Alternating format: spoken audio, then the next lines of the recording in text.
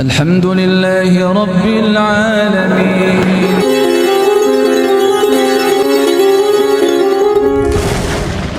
Mata akhir ini diampuni dosa-dosa yang akan datang, kapanpun yang akan datang, tidak ada batasnya. Ini spesifik bagi Nabi Shallallahu Alaihi Wasallam dan sebagian kecil umat beliau. Siapa dia? Yakni Ahlul Badr.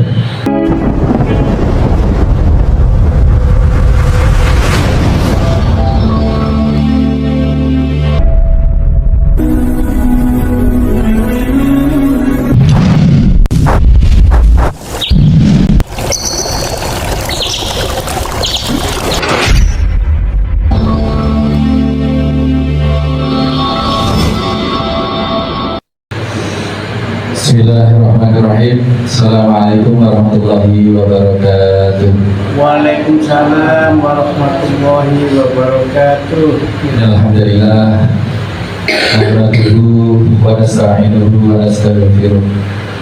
Wa na'udzu billahi min shururi anfusina wa min sayyiati a'malina. May yahdihillahu fala mudilla lahu wa may yudlil fala hadiya lahu. Asyhadu an la ilaha illallah wahdahu la syarika lah. Asyhadu anna Muhammadan abduhu wa rasuluhu la nabiyya ba'dah. Allahumma shalli wa sallim wa barik ala Muhammadin wa ala alihi wa sahbihi wa mawala. Allah Ta'ala, ya ayyuhalladzina amanu taqullaha haqqa tuqatih wa la tamutunna illa wa antum muslimun.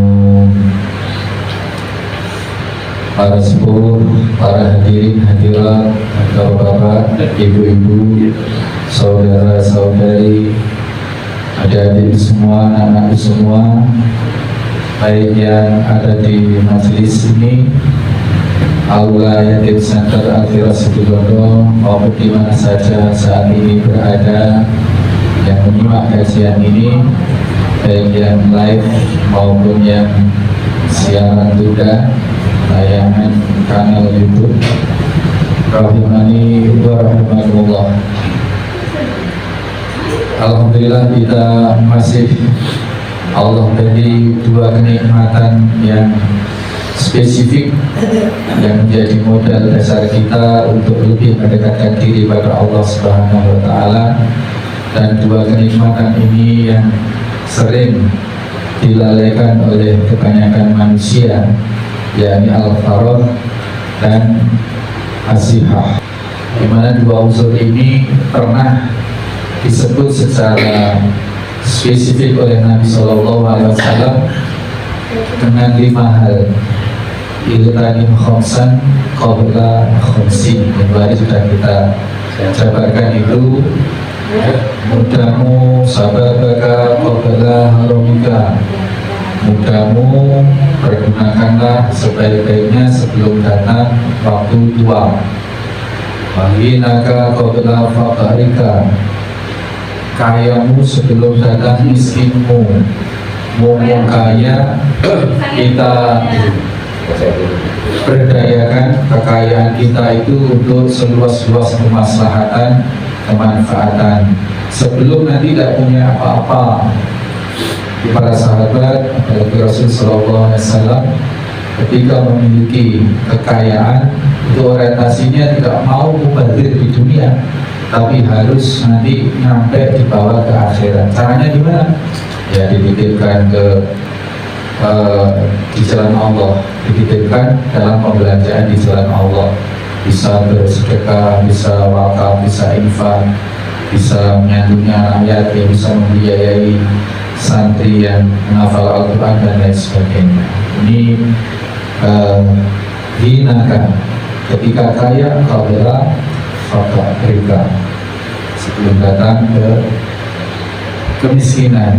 Kemudian faraghaka qabla suhulika, waktu longgar, waktu senggang sebelum datang waktu waktu sempit, mumpung sempat, puasa Syawal. Ini yang banyak kasus tragedi bulan ini. Waktu masih longgar, panyaman, gitu. tempatnya enak-enak. Ketika sudah datang hampir kurang berapa sudah niat, kemudian niat puasa Syawal, dapat 1 hari tanggal merah. Nah ini makanya ibu sekalian atau adik-adik, ibu ini yang merawan palang merah. Kalau yang bapak-bapak ini tidak ada palang merah, jadi ya tetap semua harus diperhatikan. Mumpung belum benar, sihataka qabla saqamika. Waktu sehat sebelum datang waktu sakit. Macam-macam namanya orang sakit. Mumpung masih sehat. Kemudian terakhir yang paling kartu as itu hayataka qabla mautika. Nah ini tidak bisa ditawar-tawar. Mumpung masih hidup sebelum COVID, sebelum meninggal. Meninggal tidak ada kesempatan untuk beramal. Orang yang meninggal itu sudah waktunya totalan sudah. Tidak ada waktu untuk transaksi, sudah tidak ada. Kalau transaksi itu di dunia, maka dunia itu adalah tempat perniagaan. Modal dasarnya apa? Sehat dan waktu luang. Ya, mumpung masih hidup, ayo kita berniaga kepada Allah dengan amal soleh kita. Yang kita perdagangkan kepada Allah itu amal soleh kita, dan Allah membelinya tidak berdasarkan tidak dalam kapasitas Allah butuh atas ibadah kita. Saya kita minggu kemarin salah satu fawaid di hadis yang ke-97 ya. Itu bedanya Allah dengan kita. Kalau kita berniaga dengan semua manusia atas dasar saling membutuhkan, tapi kalau kita berniaga dengan Allah, hanya kita yang butuh, Allah tidak butuh. Tetapi Masya Allah, Allah meskipun tidak butuh, membeli dagangan kita ini berlipat-lipat nilainya. Kita berak disuruh sholat sunnah muakkad 2 rakaat, sholat sunnah fajar, qobliyah subuh, pahalanya Masya Allah, Allah memberikan yang sebanyak-banyaknya. Bahkan ini hasil isinya ini hasil kurang banyak. Terus Allah Subhanahu wa Ta'ala juga sudah sedemikian. Kalau kita mendekat kepada Allah, kita mengungkapkan energi kita, melampiaskan energi kita untuk taat, sedikit saja Allah menyambutnya dengan kesempatan atau dengan respon yang luar biasa. Ibaratnya kalau kita mendekat sejengkal, maka Allah menyambut dengan sehasta dan seterusnya. Kalau kita menuju Allah itu dengan aras-arasan, cak lecek, Allah menyambut kita dengan antusias. Kalau bahasa orang Kendal itu kupuh, wawuh, subuh, sama tadi ditambahi ibu. Jadi orang kalau bertamu itu, kalau falsafah Jawa itu dikedepankan kupuh, gage-gage nyambut tamu kanthi wawuh. Wawuh itu nopo? Wawuh itu aura yang ajer, wajah yang penuh senyum. Nah itu yang dikedepankan. Suguh itu ketiga, meskipun tidak ada suguhan apa-apa, meskipun tetapi disambut dengan kupuh dan wawuh, itu Masya Allah falsafah Jawa. Nah yaitu kemudian ada yang humornya ibu gitu. Kalau disuguhi apa-apa sudah dimakan, sudah dahar, ibu lagi. Nah itu sangat menyenangkan tuan rumah. Kalau kita rahab disuguhi, bertamu disuguhi rahab, itu menyenangkan orang tua gitu. Tuan rumah kalau tamunya rahab itu seneng ya, seneng. Apalagi yang sudah mengerti fikih, mengerti pahalanya. Orang kalau ditamui kemudian kita suguhi, tamunya itu makan makanan yang kita suguhkan, itu pahala yang lebih Masya Allah biasa. Itu ya Bapak sekalian. Kalau dalam tradisi Jawa itu, kalau sudah seperti itu, lebaran itu, terutama lebaran itu pakai angpau. nggak tahu itu dari kapan, itu sejak kapan nggak tahu. Tapi saya tuh rata, saya tuh sampai sungkan nih kalau lebaran itu ke kolega, ke teman, ke saudara saya, karena anak saya banyak belum bawa santri. Jadi nyamun itu ya Allah, sampai saya itu mikir 2 kali mau ke sana itu mikir. Karena tradisi melekat di budaya Jawa itu ya itu lebaran nyamun itu saya bayangkan kalau anak saya masih 2 seperti dulu saya enjoy. Kalau sekarang ini sudah 5 tambah nanti yang bawa anak angkat santri misalkan itu masuk daftar list. Makanya saya itu mikir sebenarnya kalau lebaran mana itu dia ini sebagai prolog bahwasanya Allah menyambut kita, respon kita melebihi dari usaha kita sebenarnya.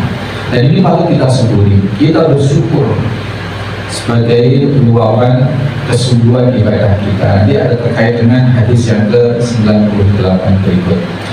Salawat serta salam kita haturkan pada junjungan kita Nabi Sallallahu Alaihi Wasallam, yang kita bersolawat pasti itu adalah hal pokok.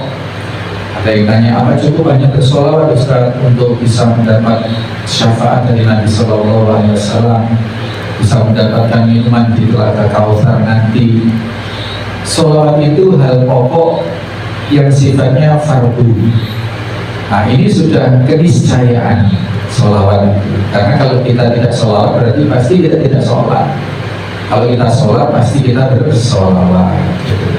Nah adapun di luar sholawat, di luar bersolawat, baik di dalam sholat maupun di luar sholat, yang merupakan keniscayaan kita sebagai umat Nabi Sallallahu Alaihi Wasallam, ya dalam rangka untuk memperoleh kemudahan, memperoleh syafaat dan minuman di telaga Kautsar nanti, ya kita itba Nabi Sallallahu Alaihi Wasallam.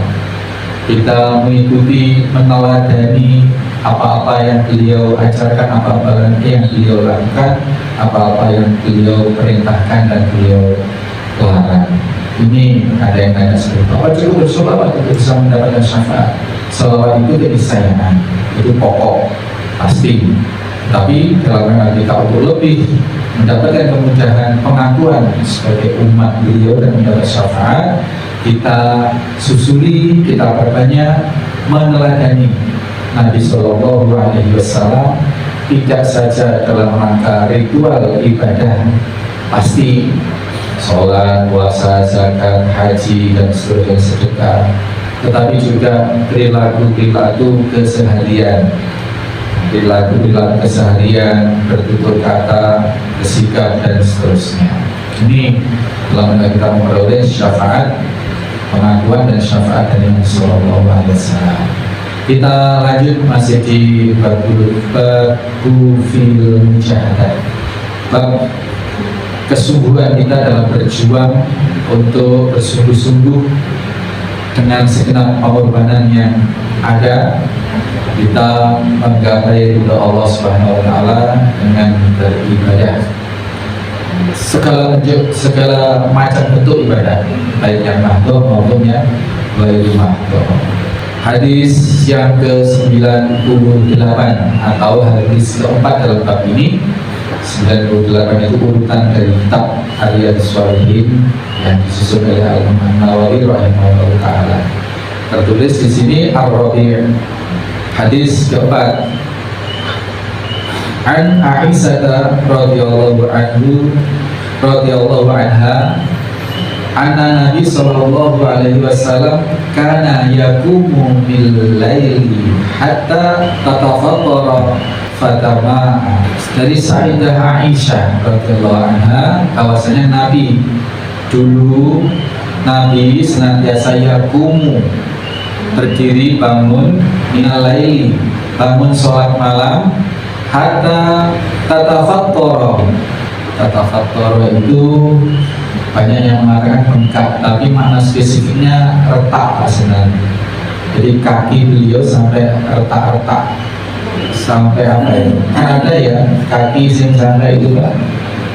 Kalau di tempat saya dulu kayak timun bungkuk itu ya retak-retak, kakinya sampai retak-retak begitu, saking dikarenakan beliau berdiri lama setiap sholat malam. Ini menurut hadis dari Aisyah, Sayyidah Aisyah. Kok tahu? Ya tahu istrinya di kamar kalau sholat malam itu cek lamanya sampai hatta tatafattor, sampai retak-retak, sampai bengkak qaddamahu, kaki beliau. Tapi anggota tubuh Rasul yang lain itu tangan. Itu kalau sahabat cerita, kalau bersalaman dengan baginda Nabi SAW, tangan beliau itu lebih lembut dari seberapa, lebih lembut. Tapi ternyata di sini saya Aisyah membocorkan pada kita kaki beliau itu retak-retak, ngapal kawan-kawan, ngapal ada retak-retak. Sekarang dulu belum ada apa itu, saya dibelikan istri saya itu obat yang pelemes apa itu, pelemes kulit itu apa itu. Saya alatkan pakai itu Rasul seperti itu, dan Rasul nggak diobati kolagen ya, seperti itu. Di kaki itu sampai bengkak, sampai retak dikarenakan lama berdiri ketika setiap sholat malam. Fakultulahu, Allah bertanya kepadanya, itu kata Sayyidah Aisyah, lima tasna'u hadza ya Rasulullah, kenapa gerangan ya Rasulullah sampai sebegitunya? Wa qad ghafarallahu laka ma taqaddama min dzambika wa ma ta'akhkhara. Padahal sungguh Allah telah mengampunimu terhadap dosa-dosamu yang telah lalu, wa ma ta'akhkhara, dan juga dosa-dosamu yang akan datang. Masya Allah. Sampai sini coba kita klik sebentar, kita insert sebentar. Ma taqaddama min dzambika wa ma ta'akhkhara. Dosa-dosa yang telah lalu dan dosa-dosa yang akan datang. Ini dosa-dosa yang akan datang ini spesifik untuk Nabi SAW, dan ada sedikit umat beliau, sedikit sekali umat beliau yang juga memperoleh fasilitas dari Allah ma'akhir. Jadi ma'akhir ini diampuni dosa-dosa yang akan datang, kapanpun yang akan datang, tidak ada batasnya. Ini spesifik bagi Nabi SAW dan sebagian kecil umat beliau. Siapa dia? Yakni Ahlul Badr, yakni para veteran perang Badar. Jadi para veteran perang Badar yang berjumlah 313 orang itu, yang masih tersisa, karena di perang Badar itu ada yang meninggal juga, yang masih tersisa ini oleh Allah SWT dijamin diampuni dosa-dosa yang telah lalu dan ta'akhkhara, dosa-dosa yang akan datang.